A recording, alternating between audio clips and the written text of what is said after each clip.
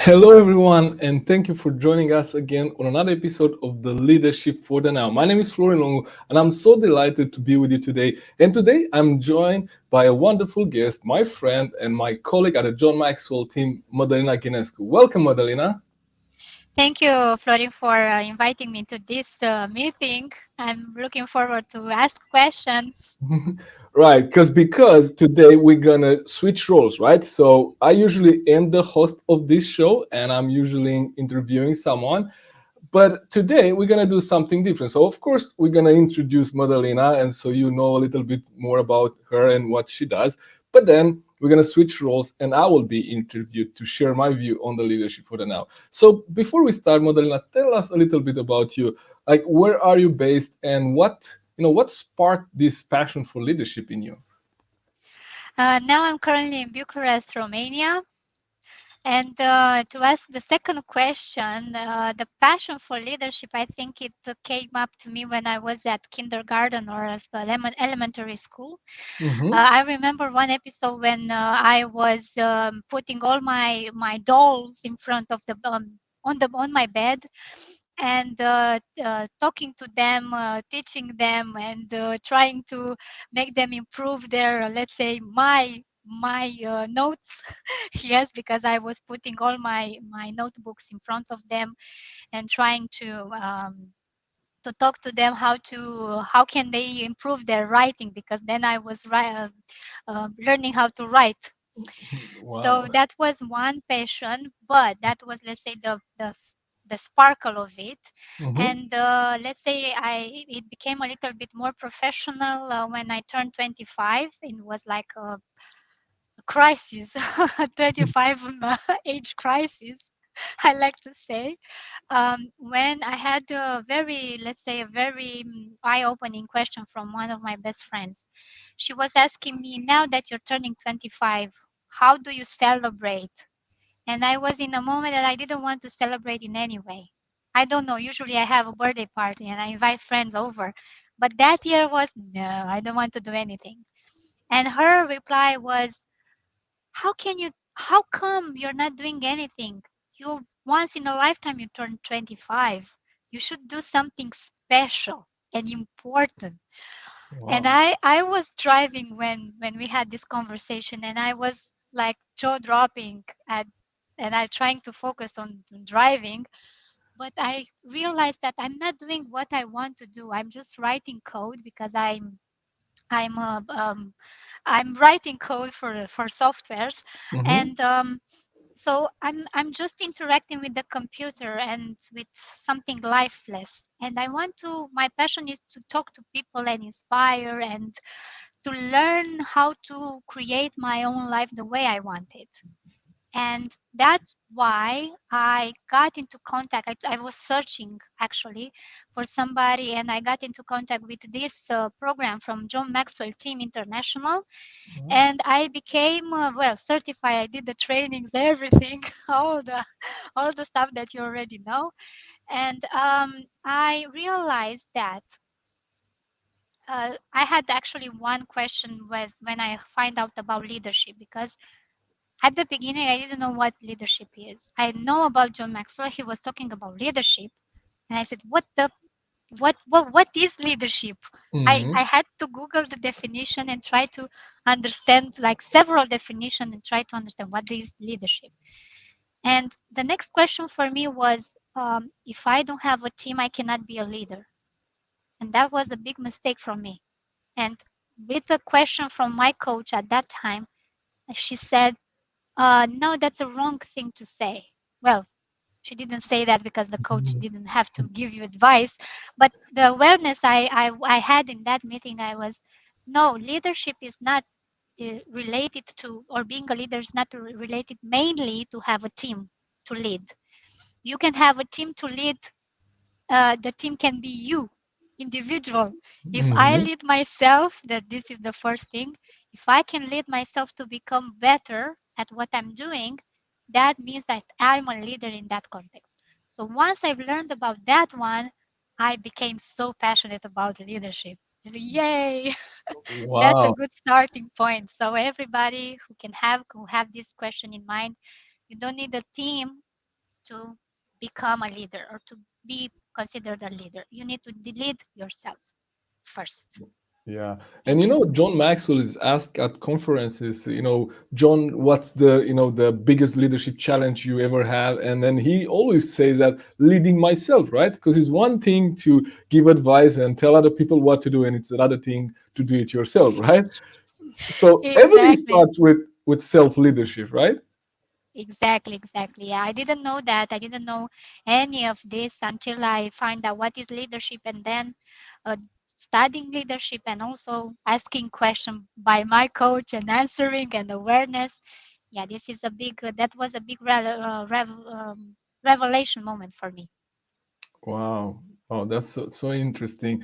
Thank you for sharing that. And you kind of starting very young age with trying to, direct and lead your puppies, not knowing that that's leadership, right? I Yeah, didn't know that. yeah, Yeah, I great. was doing when I was a little. But I like to ask questions also, Florin, so I Sure. can redirect this question to you. What is actually leadership? And first of all, where are you located? Yeah, the same Yeah, question for people to know. What is leadership for you, and how did you become where you are now? Did you become where you are now yeah. with leadership? Thank you for asking the question. So yeah, I'm based right now. Right now, I'm in my office in Denmark, but I'm kind of commuting between Denmark and Sweden. So I'm in the Nordics, you could say, right?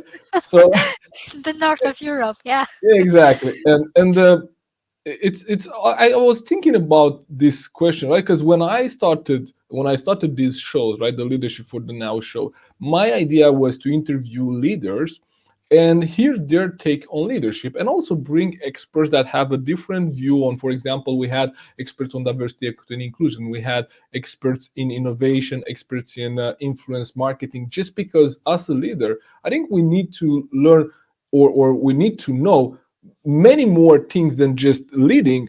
And we don't need to Yeah. know them at the level that we are an expert, but we need to know that maybe we need someone to take care of this. So as a leader, you need to have a high level view on many aspects. That's what we're trying to cover in this show here. But I thought that this question will also come back to me, like, when I thought about what leadership is, and why I'm passionate about leadership. I was looking back at the conversation I had with one of my managers. So this is back in 10 years ago. So 10 years ago, I had a conversation with one of my managers who saw in me something different. So I was on a career path to become a technical leader, to become an expert in a field.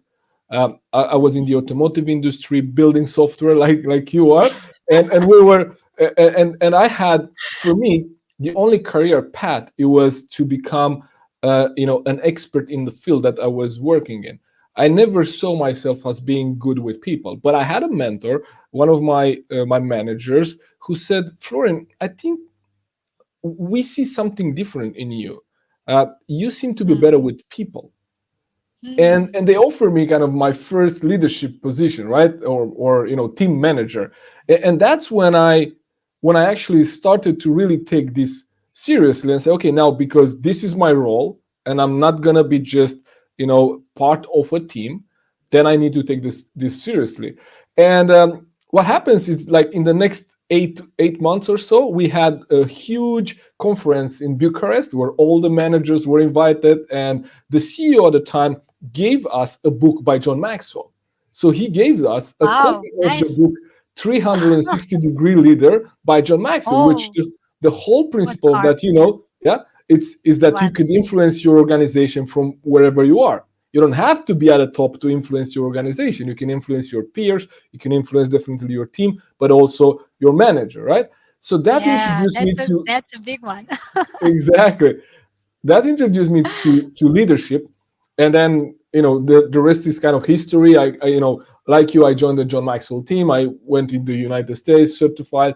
And then years later, in 2015, I moved to Sweden, and that's when I had the time and the energy and the passion to develop this into a business. And I said, I can make a bigger impact if I am able to work with more companies than just the one that I'm working for at the time. So Mhm, how this mhm. is how I thought about influencing and influencing more leaders to get more aware of the aspects of leadership, and this is the way we do it. So this is one way, the Leadership for the Now show. Another way is that we have a Leadership for the Now newsletter that has now almost 1,000 subscribers on LinkedIn. So someone on the team will share a link to the newsletter. So if you like to get this kind of leadership articles on email rather than video, that's another way. So my story started more or less that, unless unlike you, I kind of was placed in a position and then I had to kind of grow into the leader, right? I didn't have an idea of what leadership is, and I had to kind of learn it.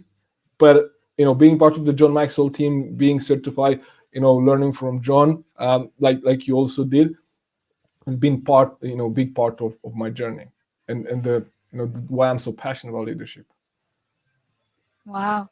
That's an interesting journey, Florin. I'm very happy that you share with us that. I think people who are watching this can relate, because we have different stories of how we got to the place we are now. And I'm looking forward to hear people's stories. How Absolutely. did they get to the place they are right now? It's very interesting to learn a little bit about themselves. Okay, Absolutely. I want to ask you something else, Hmm. because we are in the leadership for the now. This is the title. Hmm. What do you think are the challenges that you see the leaders are facing in leadership nowadays? Yeah, so that's a great question, and I think the first thing that comes to mind is, if we look back at what has happened in the last 2 years, 18 months to 2 years, with the pandemic, Hmm. right? What the Yeah, pandemic has done has shifted our priorities, right? So leaders are challenged today with the shift in values and yeah. talent that was before the pandemic. Like, if you look back 2018, 2019, what motivated people and the reason why people went to work, it's probably different, or it was different than what people want today, right? More and more we hear about flexibility. More and Yeah. more talent has proven that it's possible to deliver great quality work from home, right? And I don't need to commute to an office. And so this is a shift in values, right? If for someone before, maybe the stability of the job, or maybe financial rewards were something that was important, now Mm-hmm. Mm-hmm. now Exactly. flexibility might be different, right? So what do you see? Do you see that the shift that has happened? I also noticed this shift in also the companies that I facilitate the leadership trainings and coaching. And also, the lot of people are actually talking about, when I ask them, do you want to go back to the Monday to Friday schedule or not? Or, yeah, in the Hmm. office. And mostly they don't want to go back. They want to, as you said, they already find out not, I don't think the values switched or shifted. I think they were already there, but they were a little bit, let's say, constrained.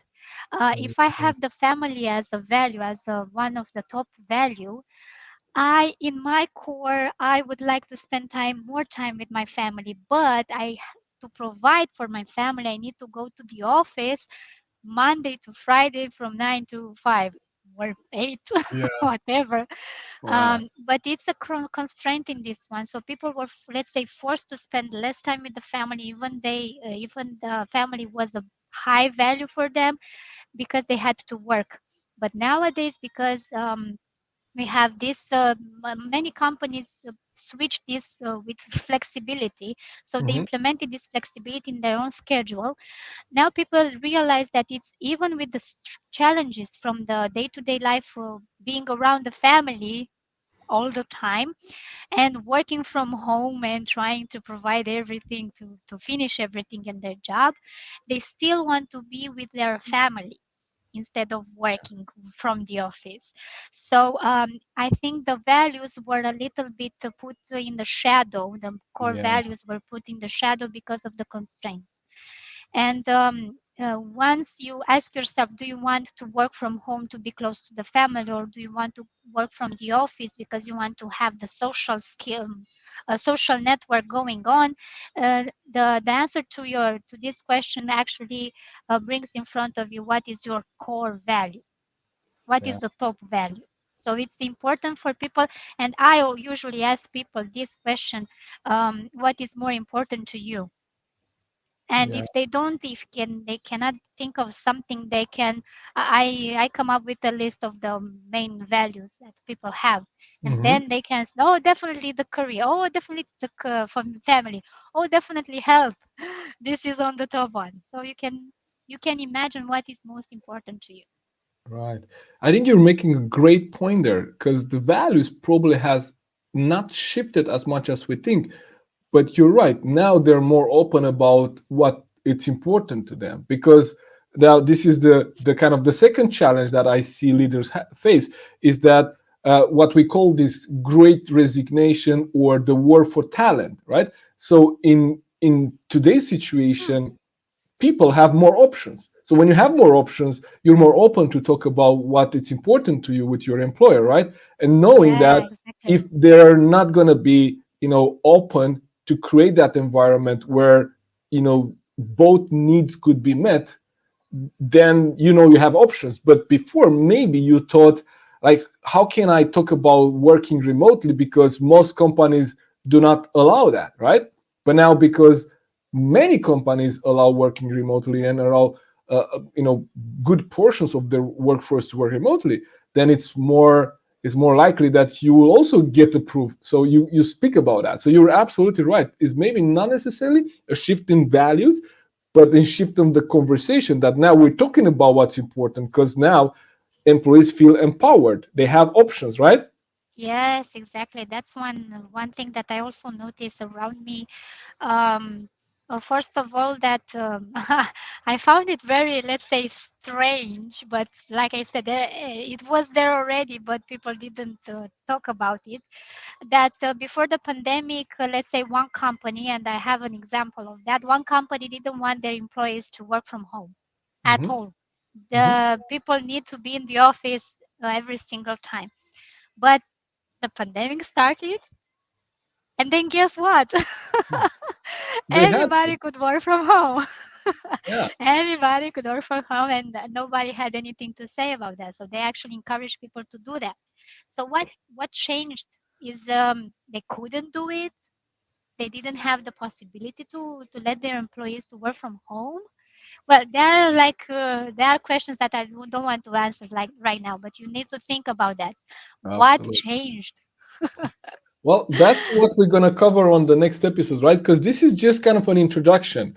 Because what we have not announced yet is that Madalina and I we're going to do some Q&A calls, right? We're going to use our Monday slot. So we leading on Mondays. That's Monday at noontime in Stockholm here in Europe, in Central Europe, and we're gonna use that slot for us to interact with you, with our viewers, and answer any question you might have. So we're gonna call those series Leadership One-on-One, right? So we already have a set of questions from our subscribers. We're gonna ask more questions from our subscribers to submit those questions to us, and we're going to cover those. So if you have a question, if you feel that we just maybe touch on something that you would want us to develop more, feel free to put those in the comments. We're going to collect those comments and we're going to make sure to cover them on the next episode. Thank you for sharing that. I have one adding here, Sure. which is like a demo quiz or demo question for next time for our viewers to find out a little bit from inside. Mm-hmm. In my coaching sessions, I usually come up with this idea that people are leaving the team, Mm-hmm. and things like that happen not to one leader but to several leaders, or even the best people in my team are leaving. What should I do? How to approach this situation? And this can be a question that we will answer with the expertise that we have. in our episodes. But let me ask you something else, because this brings me to the next question that I have for Sure. you, because I told you I like questions, asking questions. What is the most not the what is the most frequent question, I might say, that, or the challenges the leaders face in your trainings or your coaching sessions? Yeah, thank you. I think the one of the biggest challenges that I help leaders with, they come around motivating and engaging people. Like we talk about this idea of engagement and motivation, and I think what has changed, some things have changed with the pandemic, right? So maybe not the values, but what has changed, for example, and this is also an impact in leadership, is now communication. And how can you communicate and stay connected with your people now, not seeing them in an office, right? Because of course, okay, we understand the flexibility. There is a, absolutely upside, but it also comes with the downside, which is, maintaining the communication. And when someone doesn't come Mhm. into the office and you don't see them, I don't see Madalina coming into the office every morning. I cannot see when Madalina is not doing well. I cannot see maybe early signs of burnout, or I cannot see when Madalina Yes, is exactly. disengaged, right? So all these things Yeah. I cannot see because I don't see you, right? So this is one of the biggest challenges that leaders face today, is how can I keep the communication and the engagement that I have with my team in a remote setup right now? And I think the answer to that, and what we come up with, is more or less understanding each person individual motivators and being able to lead each person individually. I know this Yes, I sounds, agree. Yeah. difficult, and it might take a lot of time, and I think that's why you're a leader. That's why you're paid to be a leader, right? Because otherwise, you know when things are going, smoothly, and there is no problem at all, then you don't need a leader for that, right? We say that managers can manage systems and keep them running, but it takes a leader to implement change, right? So today, because of the shift in the way we work and the future of work, as a leader, it's even more responsibility on me to be able to connect with each of my team members individually and make sure that I understand their communication styles, understand what motivates them, and I understand how do I do with how do we do as a leader? How am I Mm-hmm. perceived as a leader by my team? And I love assessments, so we have a series of assessments that we assist leaders with, and we take their teams through these assessments, and we also take the leader through these assessments, and we give them patterns in communication to better understand each other's style. So I think a big one, it's communication. A big one is really communication. A second one, I think it's more towards being able to delegate and empower your team. So this comes, I think, the company you just mentioned Wow. earlier, the company you mentioned earlier, uh, they might have had a trust issue there, right? So if you as an employer, you're not, I'm not uh, saying that. yeah, if you're not allowing your team members, right, your people, to work from home, it usually says two things: either you don't have a really good system to measure their performance, like whatever that performance is. If you're True. not able to measure performance, then you probably want to micromanage and watch people and check what they're doing. And secondly, you might have a system, uh, but it's not performant, because if you don't know how to manage, how to measure someone's performance, and how to, um, you know not even compare to people, but just to know who's performing on your team and who's not. If you're not able to say that, then that's the need of micromanaging. So leader come to me and say, Florin, all these things come to my agenda, and how do I make time for that? And the answer to that is, build more leaders in your team and then Yeah. delegate to them, right? So these are the biggest questions. I mean, much more than that, but these are kind of the first two that came to mind when we think about what kind of challenges leaders bring to the table. I totally agree with you because I also found out that actually today while I was in a leadership session, I had this question related or this, let's say, leadership principle on delegation, and it came up exactly the way you said. You need to bring up and to build up more leaders, and that way you can empower them and they can become, let's say, a version of you, a smaller version of you, because of course, any no nobody can be like you Yeah. identically. So we had a very, actually a very big aha moment for the participants when I said that if you delegate, if you apply the principle of delegation, you actually multiply yourself. So you can be in multiple places at the same time, but not physically, of course, but actually by the people that you develop as leaders, so they can take some activities that you can also do better, maybe. I don't know. But they are also capable of doing themselves. Yes, so they are actually taking from some of your activities and doing and dealing with them perfectly from their level or at their level. But I have one more question for you, because maybe people will be curious. You Hmm. said that the first question, the first challenge on the top is the communication with people, and you said that the leader should communicate with them individually. Hmm. I'm pretty sure that this is the question that I also have in mind.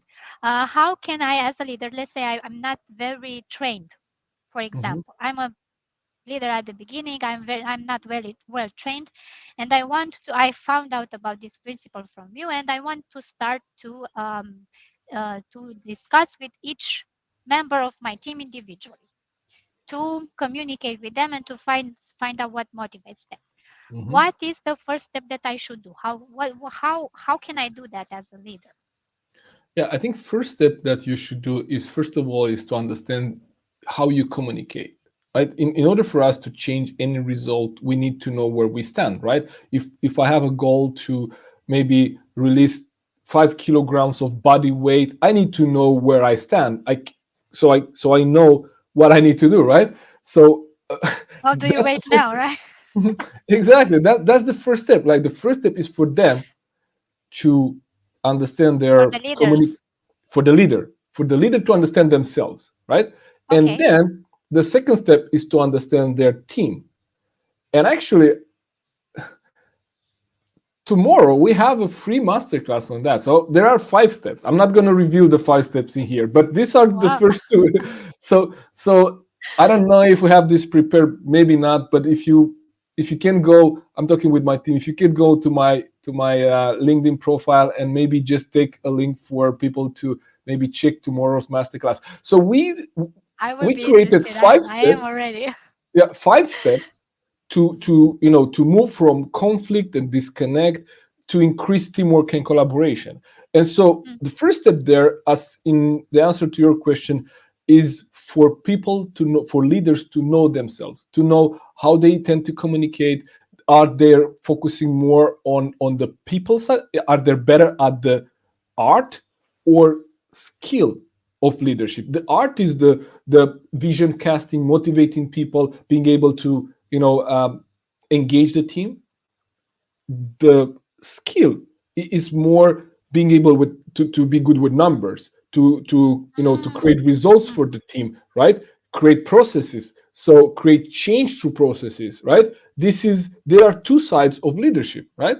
Oh, here you go, you have it in the comments. So there are two sides of leadership, and is neither of them is good or bad, it's just different. So if I Yeah. understand from where I'm coming from, then I understand my differences between myself and my team, and then I'm able to connect with each of them individually, knowing their motivational factors. Like we discussed, like for someone that in the example you just gave, for someone that values family time, right?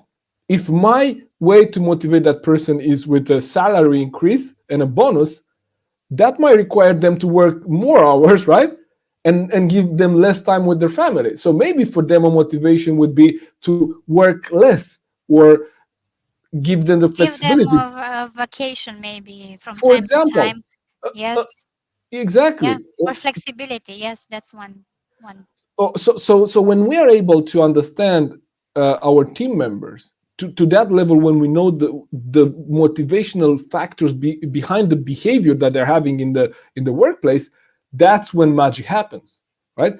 But Yeah. so this is not easy to do, and but that's why we exist. That's why we are here, so we're able to coach and help leaders to do this. So yeah, to answer your Raise question, awareness. Yeah, raise awareness in the leaders. Come on, leaders, absolutely. you can do better. They You can, absolutely. We can you all can do do it. better. We Yeah, can all do better. Yes, absolutely. good. Well, I don't know how much time we have. So probably we're already over time, but I think we both like to talk. So Yeah. we can, if we have one more question, we can go for it. Yeah, I think we can have. I have one more question. I want to ask you, what does leadership for the now mean to you? Because you are the one to create it. Who created it? Yeah, I think leadership for the now means being able to understand your team members to such a degree that you're not only applying what we call to be the golden rule, right? The golden rule says treat people the way you want to be treated, right? Yeah. But with leadership for the now, it's applying the platinum rule, which means that you should treat your people the way they want to be treated, not the way you want to be treated. Because many times we have different communication styles, we have different Exactly. motivational factors, and if I motivate my team the same way that I motivate myself, then that You're might not wrong. work You for can them. be wrong. Yeah. Exactly. So I think for leaders, uh, building that empathy and understanding what people want and what people need in today's world, it's essential. Yeah. Wow. Actually, you remember me about. You reminded me about the platinum rule. That's a big one. So maybe I will. I will say it again. So treat people the way they want to be treated, not the way you want to be treated. Absolutely. Because Yeah. we are different people, and of course we have different motivators, and we expect different things from people in front of us. So yeah, this is a good skill for people, for leaders to gain, and for them to become even better at what they're doing, if they, of course, if they want to improve in this area. Okay, I think this is it, right, Yeah, Florin? We yes, can absolutely. We could go probably, for another hour or so. But I yeah, love I will this go first. on and on. I love this first episode, and I love the questions we had. These were more towards related to leadership for the now. But next show, it's on 14th of February, right? Valentine's Day. Yes, We're here on the yes, line at noon, right? For all of you that love leadership, we're gonna be there, and we're yeah, gonna start with some one-on-one leadership advice, right? So we come with real cases from real people that submit questions to us, and we're gonna discuss those. We're gonna share our experiences from working with companies and working with leaders. How did we help them deal with this situation? And we're more than happy to answer any questions that you might have. So if you have a question, if you have something that you want us to cover on the Leading on Monday show, and starting on the week of 14th of February, I know, send those to us. Maybe just send us a direct message or drop them in the comments of this show. We're going to pick them up and we're going to cover them on the show. Sounds definitely. good? I can wait. Yeah, All I right. cannot wait. Absolutely. Okay. So Good, then, good. thank you so much for joining us today. And I look forward to be back with you on Monday with the teaching, tomorrow with the masterclass, and on next Wednesday with a wonderful show with a wonderful guest, as usually, for the Leadership for Now. But I say bye bye for now, and I see you soon. Take care. Bye. Bye, guys.